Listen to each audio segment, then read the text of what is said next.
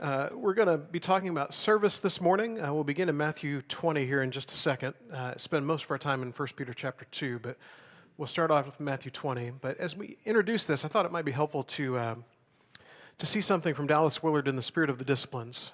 He says that not every act that may be done as a discipline need to be done as a discipline. I will often be able to serve another simply as an act of love or righteousness, and without regard to how it may enhance my abilities to follow Christ. There certainly is nothing wrong with that, and it may, incidentally, strengthen me spiritually as well. But I may also serve another to train myself away from arrogance, possessiveness, envy, resentment, or covetousness. In that case, my service is undertaken as a discipline for the spiritual life. So to this point, if you're just here for the first time this week and we've been talking about spiritual living and disciplines, prayer and meditation and things like that, they tend to, fasting, they make us think of disciplines. Maybe service doesn't quite as much. And I think Willard's right in that sometimes service is just kind of an outflow of who we are as Christians. And other times service is going to be something that maybe there's a little more intentionality behind. And for us, I think there is value in both of those things. Tonight, if you're here tonight, Jet and I will be having another conversation about some of the disciplines we've talked about so far. And I think you'll see some of the idea that there is value both in the discipline in its intentional sense and in the discipline in the sense that just kind of becomes part of who we are. And service is another of those things. So in Matthew chapter 20, starting in verse 20, I want us to remember this moment and maybe put ourselves in the shoes of the other disciples of how we may feel in the midst of this. Matthew 20, starting in verse 20, it says, "The mother of the sons of Zebedee came up to him," and him is Jesus, with her sons, "and kneeling before him, she asked him for something. And he said to her, 'What do you want?' And she said to him, 'Say that these two sons of mine are to sit, one at your right hand and one at your left, in your kingdom.'" Could you imagine? Wherever you may be in your workplace or at school, if somebody's mom showed up and that person's mom went to whoever was above you and said, "I believe my child," if you're a teacher, it's my child in your class, or if you're even at work, you're one of your coworkers, I believe this worker should be given the place of honor here. Clearly, they are the most important people, and you should elevate them to what they deserve. Could you imagine if you were sitting by and watching that happen, how you would feel? Now, I like to think that these kids of hers would be just beside themselves that she was doing this. I would like to think that they're just kind of trying to blend into the background, going, "I cannot believe mom is here and she's doing that." But what you see from these disciples and the others too are a lot of arguments and discussions about who is the greatest and who is the most important. And by the way, generally poorly timed arguments about who is the most important. Jesus will have just finished talking about what he's going to have to give up and the sacrifice that will be made.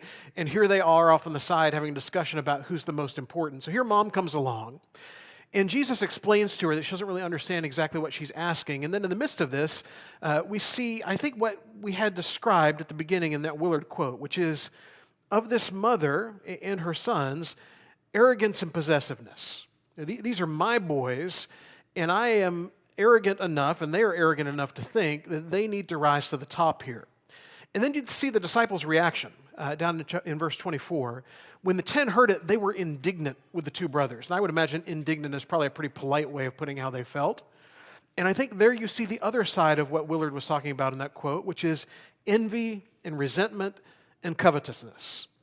There are those of them that think, where is our mom coming to pitch the case for us? Maybe we should be the ones there. Or, well, I would like to have that spot. Or maybe they resent these guys and their mom for daring to say these things. And what you find is this attitude that is the opposite of service tends to cause a lot of division and frustration, which is why Jesus calls us to service.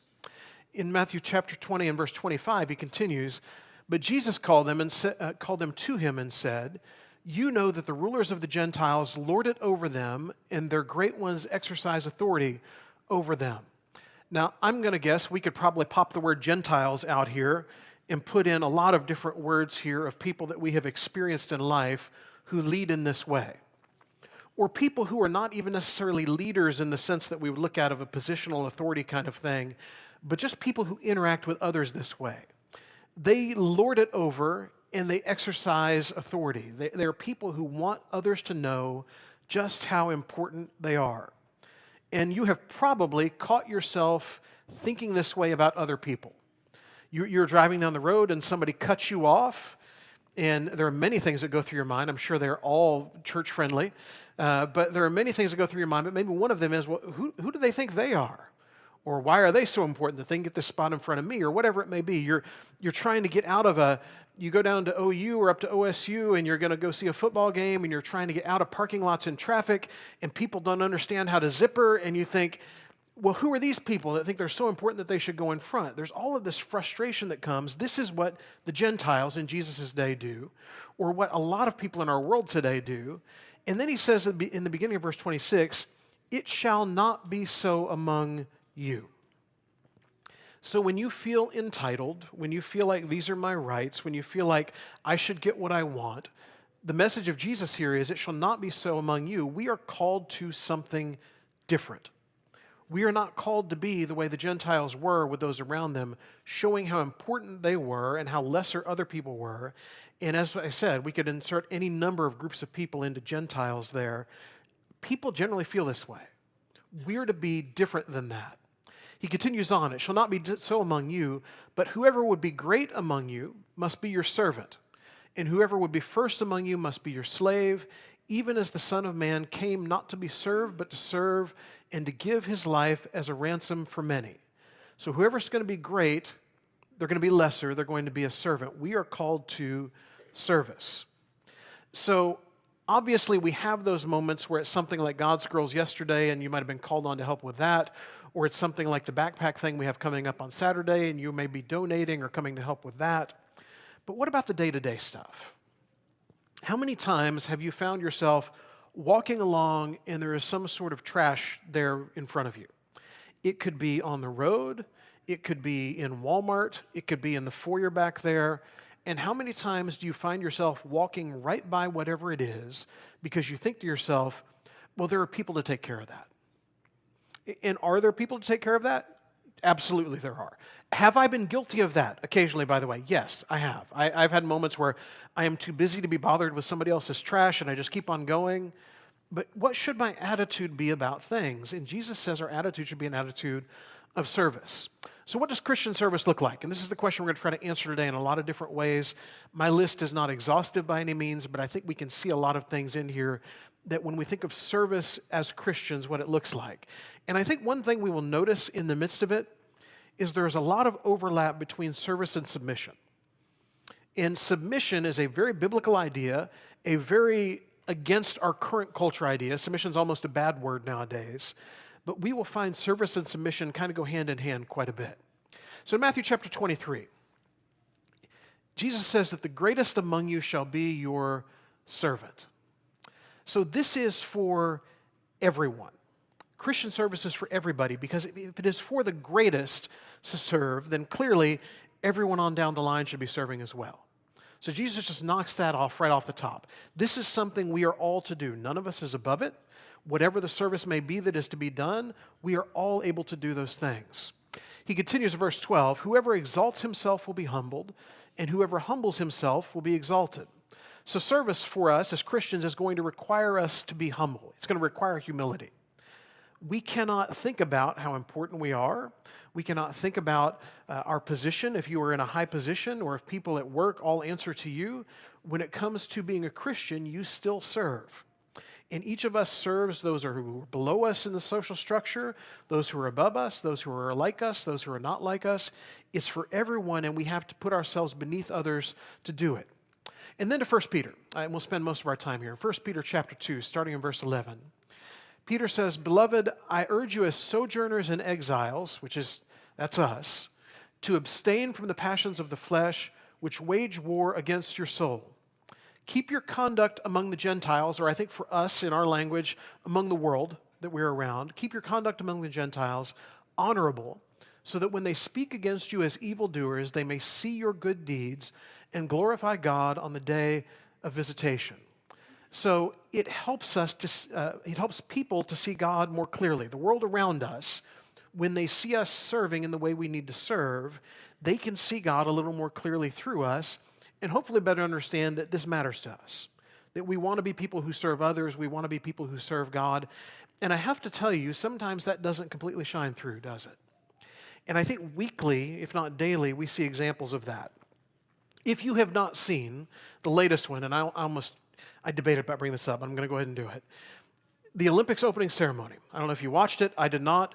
I have seen about 1,000 Facebook posts about it at this point, and everything you can imagine. Now, if you are not familiar, and I'm not, this is not the point, but I think it's a good example of things. If you're not familiar, it's in Paris this year, and France is mildly different than the U.S., but we're all going to be there at some point. In this Olympic opening ceremony, there is a scene which is done with drag queens that looks just like Da Vinci's Lord's Supper painting. And I have watched Christians outraged about it. I have watched other Christians say that we should not be outraged about it. I have seen other Christians try to explain how it just looked like the Da Vinci painting. It wasn't really supposed to be that, even though the organizers haven't said it wasn't supposed to be that. There's all of this stuff going on. And in the midst of it, what is becoming more and more clear to me is that the world around us has assumed that we are all here just waiting for something to be outraged about. That's what our meeting is this morning. We've gotten together, we've parked our cars, we've dressed up, and we have come in so I can tell you a thing to be outraged about this week, and then we can go out and complain about it. I'm not saying if someone disrespects Jesus or Lord's Supper that we should not be upset by that. I get it. And I will tell you, when I first saw the picture, I rolled my eyes, I shook my head, and I thought, can we not even have the Olympics anymore? Just something that is just a neutral thing that doesn't have any of that stuff attached to it. And at the same time, when I see all the various arguments I get, there is some reason we have given people to assume that's who we are and what we do. It's a hard line to balance, isn't it? You know, it's one of those things where you have every right to be frustrated by that. And at the same time, if we are serving, if we are loving, if we are living out Jesus in the way that we should be, shouldn't that be the thing that people take note of first? I mean, didn't he say they will know you are my disciples by your love for one another? And service is just another extension of that love.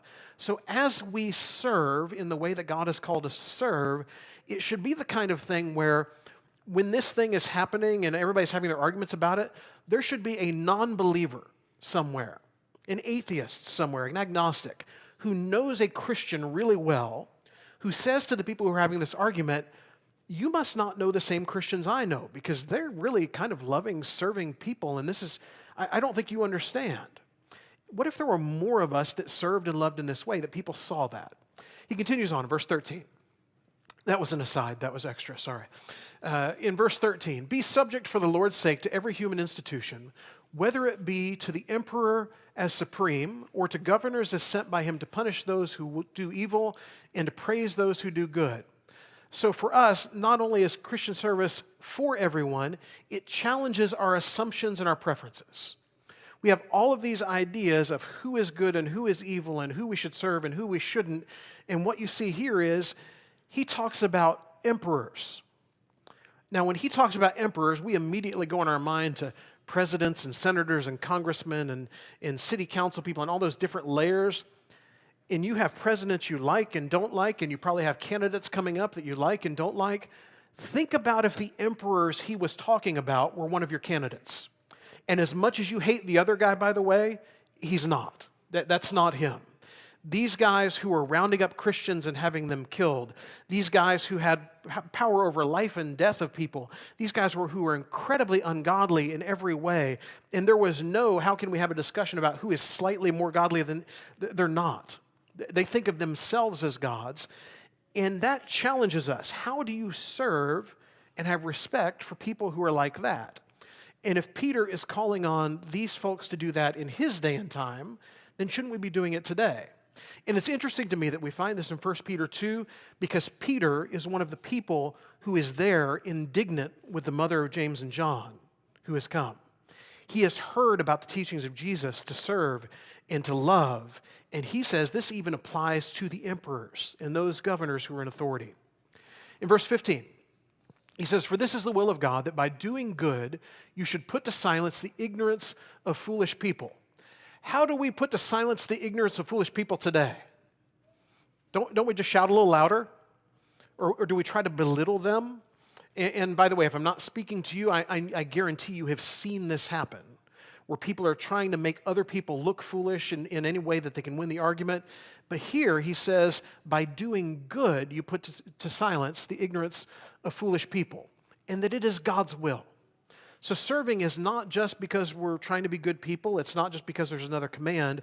We are fulfilling the will of God by serving those around us. And one of the ways we do that is when we serve them, it silences the foolishness. How do you answer someone that is just doing good for you? Have you ever had the experience of someone that you really had a hard time with, someone you really disagreed with a lot, maybe didn't think too fondly of? I know, by the way, we're not supposed to do any of these things as Christians, but let's be honest. We have our moments. Have you ever had one of those people that you struggle with, and something comes along where you need help, and they are one of the ones that step up to help? You ever had that moment where you're on the meal train and someone is bringing you food, and someone shows up at your door with dinner that is not the kind of person you would ever think would show up at your door with dinner, and there they are? It is God's will that we interact in a way that always puts ourselves beneath others, always puts ourselves in position to serve instead of being served. And then also within this, it is wise. So if it is something that silences foolishness and foolish people, then just by extension, naturally, it's wisdom, is it not? So part of the wisdom of God is for us to serve others and those around us. Verse 16, he says, live as people who are free, not using your freedom as a cover-up for evil, but living as servants of God. Honor everyone, love the brotherhood, fear God, honor the emperor. So it is for everyone, and it's also towards everyone. This service that we do, none of us are too high for it, none of us are above it. But there are also, as we look to the people around us in the world, none of them are beneath our service either. And that is a struggle, because there are people that we really have a hard time with. We look at things around the world, folks that really we struggle with, that think so differently than us, that are in such a different place than us, and God would say to us to serve them too. It is toward everyone. Servants, be subject to your masters with all respect, not only to the good and gentle, but also to the unjust. For this is a gracious thing, when mindful of God, one endures sorrows while suffering unjustly. For what credit is it if when you sin and are beaten for it, you endure? But if when you do good and suffer for it, you endure, this is a gracious thing in the sight of God. It doesn't always seem fair. There are times where those who are being served do not deserve it.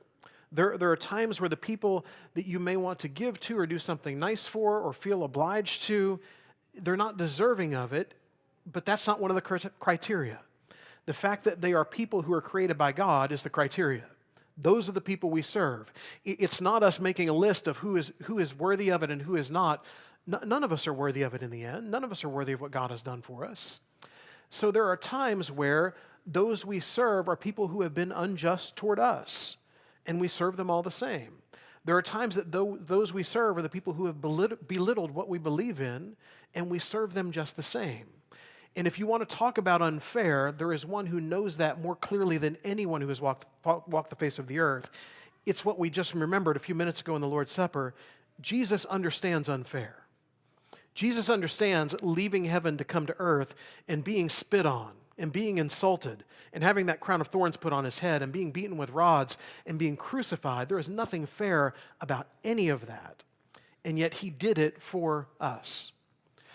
Moving over to Colossians, and we'll bring things together here. In Colossians chapter 3 and verse 22, Paul says, "Bondservants, obey in everything those who are your earthly masters, not by way of eye service as people pleasers, but with sincerity of heart, fearing the Lord." So it is genuine. When we serve people, we are not doing it to be seen. We are not doing it for recognition, although those things come sometimes. And there's a healthiness to that in some way. I think it is encouraging sometimes for someone who has served and served well to be honored for that and other people to see that that is a good thing. But we don't do it for that purpose. If you are never noticed for the things that you have done, you have still done them for the glory of God, and it's still okay. So it is genuine for us to do it. We don't do it to be seen. Then he continues in verses 23 and 24, "Whatever you do, Work heartily as for the Lord and not for men, knowing that from the Lord you will receive the inheritance as your reward. You are serving the Lord Christ. So when we do this, we are serving and honoring God. We are not just serving the people around us. And Jesus kind of paints that for us in Matthew 25, where he talks about, when I was hungry, you fed me, and when I was in prison, you visited me. When we do these things for the least of these, we are doing them for him too. So as we close, practical steps. And I'll start the same way I always have with these. Start small. Don't just wait for some gigantic moment to serve. There are lots of little things. There's a reason why I mentioned the piece of trash. It's a little thing, but it's something you can do. You see moments where someone is in need of help, there's something you can do. For everybody going back to school here in the next couple weeks, sorry to remind you of that, but when you go back to school, there will be moments where people in the hallway, people in your class just need help, some encouragement, whatever. Little things is where you begin. Secondly, be consistent. This needs to be something that becomes part of who we are. This is not just something we do when there's something on the church calendar. It's not just God's Girls yesterday and the backpack thing on Saturday. It's something we do frequently in our lives. Third, look for opportunities. If you think to yourself, I would really like to serve, but I just don't, there's no thing to do, there are things to do. There are places where you could serve. So look for opportunities to do that. And I would say begin close to home. There are people within your household that may need your help and service in some way. There are people, if you don't normally step up and do things that other people do in your house, try helping out. If within your neighborhood, within your school, within your workplace, there are places that you can help and do things. Fourth, don't worry about getting credit. As we just talked about, credit is not the point of this. You will get credit sometimes, but that's not the point. So don't worry about whether that happens or not. Just keep serving. And then fifth, be an example. When you serve, and you serve well, and you serve happily, and it's genuine, and you get joy from that, other people around you can see that, and it's encouraging them to maybe do the same thing. It's the reason why when there's a big service project and people go somewhere to do something, people that normally would not do those things have no trouble doing those things. It's because the guy next to me is doing it, and the woman over here is doing it, and we're going to just keep serving together. We can be an example like that too within our daily lives. So this morning, if you are not serving, it is, I believe, every bit as important as prayer and meditation and fasting and all those other things we've talked about. This should be a part of who we are. And so I hope that you will maybe recommit yourself to looking for ways that you can serve individuals, serve our community, that you can serve in whatever way you can, serve in the church. I hope you will do that because Jesus is our ultimate example of service. If you have never come to him, you can be baptized into him today and begin to live a life in the way that he has designed. Or if you have walked away from that, you have felt any number of things that could draw you away from the church, know that we desperately want you back. God wants you back even more, and we hope that you will come back to him this morning. If we can help in some way, please come while we stand and sing.